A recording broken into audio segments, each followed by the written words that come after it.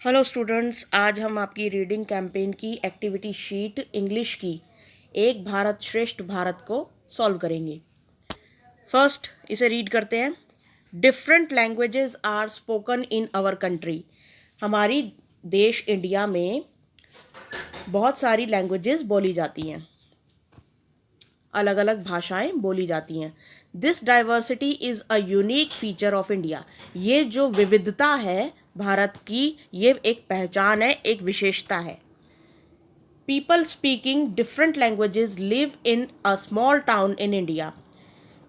भारत के छोटे से छोटे कस्बे में भी अलग अलग भाषाएं बोलने वाले लोग मिल जाएंगे। The bar graph below shows the number of people speaking different languages in this city।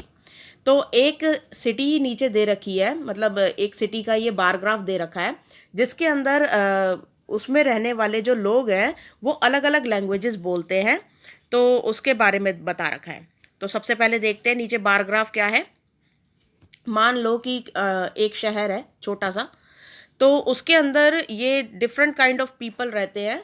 तो खूब सारे लोग रहते हैं जो कि मराठी बोलते हैं, पंजाबी बोलते हैं, हिंदी, इंग्लिश, तमिल, उर्दू बोलते हैं। ठीक है, तो अब यहाँ पर देखो, यहाँ पे लोगों की संख्या के अनुसार जो है वो बता रखा है कि कितने लोग मराठी बोलते हैं, कितने पंजाबी बोलते हैं। ठीक है, तो अब हम फर्स्ट क्वेश्चन देख लेते हैं जिसे हम इस बार ग्राफ की सहायता से सॉल्व करेंगे। सबसे पहले रीड करते हैं।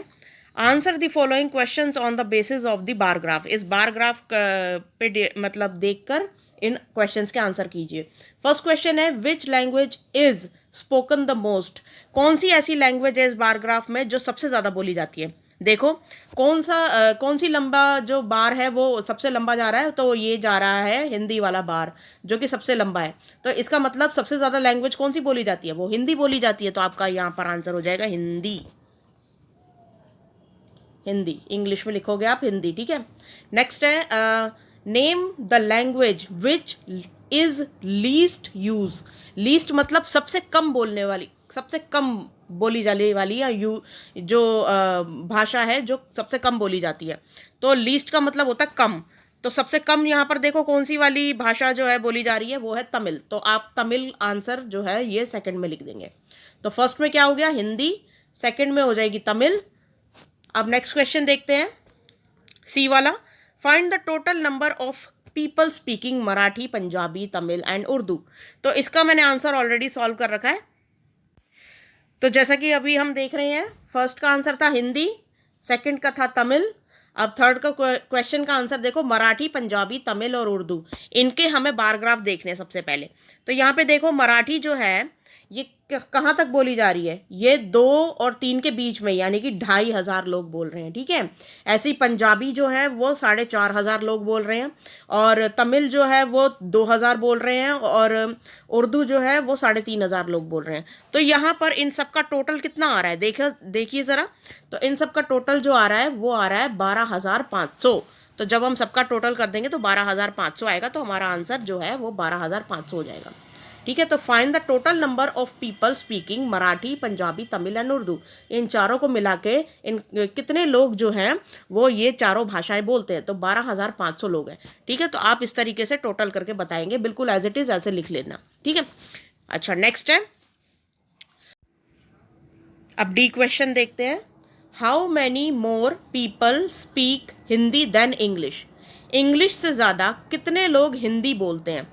ठीक है, तो यहाँ पर देखिए इंग्लिश और हिंदी को बीच में कंपेयर करना पड़ेगा। जहाँ पे भी इंग्लिश में देन लिखा होता है ना, मतलब 2 चीज़ों के बीच में कंपैरिजन हो रहा होता है। तो यहाँ पे देखिए हिंदी कितने लोग ज़्यादा बोलते हैं, तो ये पूछा गया नीचे।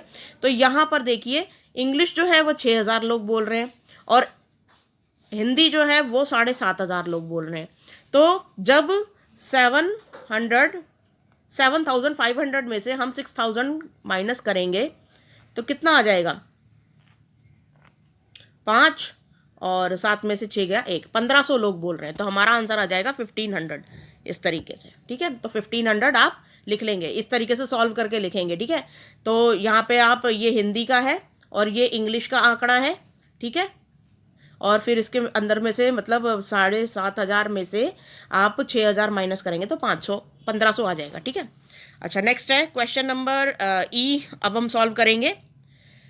What is the total number of people in this city.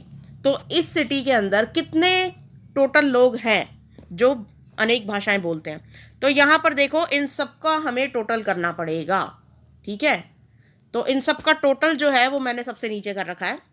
ये देखिए, जो फर्स्ट मराठी लैंग्वेज है वो 2500 लोग बोलते हैं, और पंजाबी जो है वो 4500 बोलते हैं, हिंदी 7,500 लोग बोलते हैं, 6,000 इंग्लिश बोलते हैं, 2,000 जो है वो तमिल बोलते हैं, और 3500 जो है वो उर्दू बोलते हैं। तो इन सब का जो टोटल है लोगों का, ये आता है 26,000।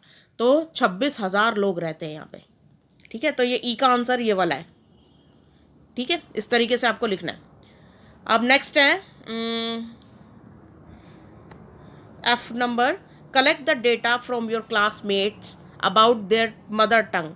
अपनी क्लास के अंदर जो बच्चे मातृभाषा बोलते हैं उसके अनुसार अब आपको इस तरीके का एक बार ग्राफ बनाना है, ठीक है।